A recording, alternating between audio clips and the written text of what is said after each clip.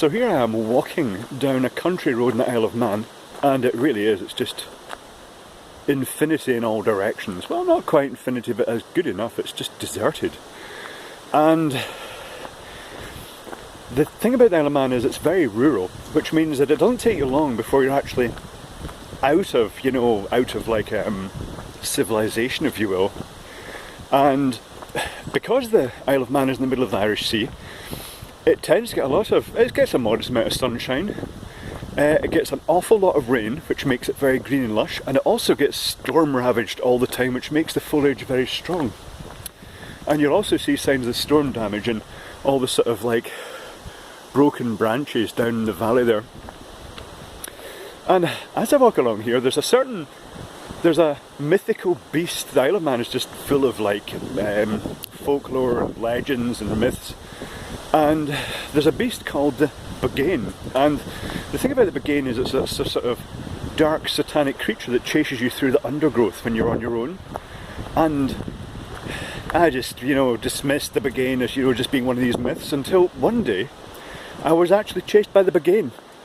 And now I know what it was, but it was terrifying at the time. I can understand where it came from. Because the thing about the Buggane is that it follows you along in the hedgerows at the sides of the roads or the fields. And what actually happened with me, I was walking down a path called the Indian Trail in Laxey, which follows a river down from the sort of village area down to the beach. And it's on the sort of river, it's the side of the river that the road isn't, so it's a sort of straggly path with a mill laid next to it. And I was walking on my own, and it was getting quite dark.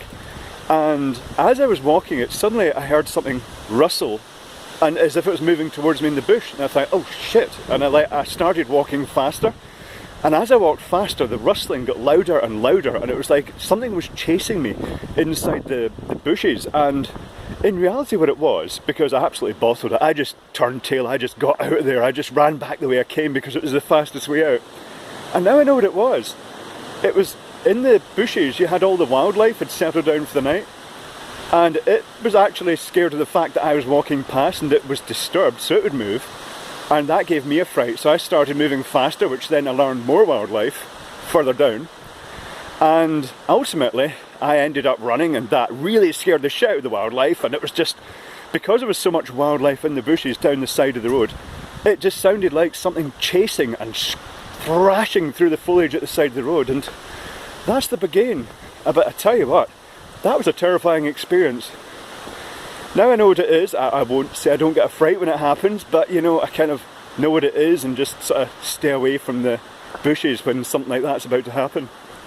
And I can hear, you know, things moving about.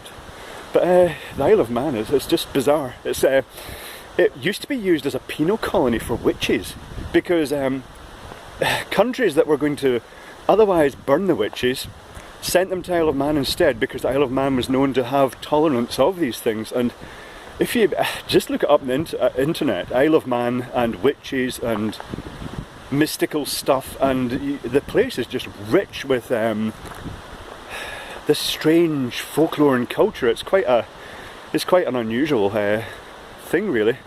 But yeah, so that's the true story of when Clive was chased by the Buggane in the Isle of Man.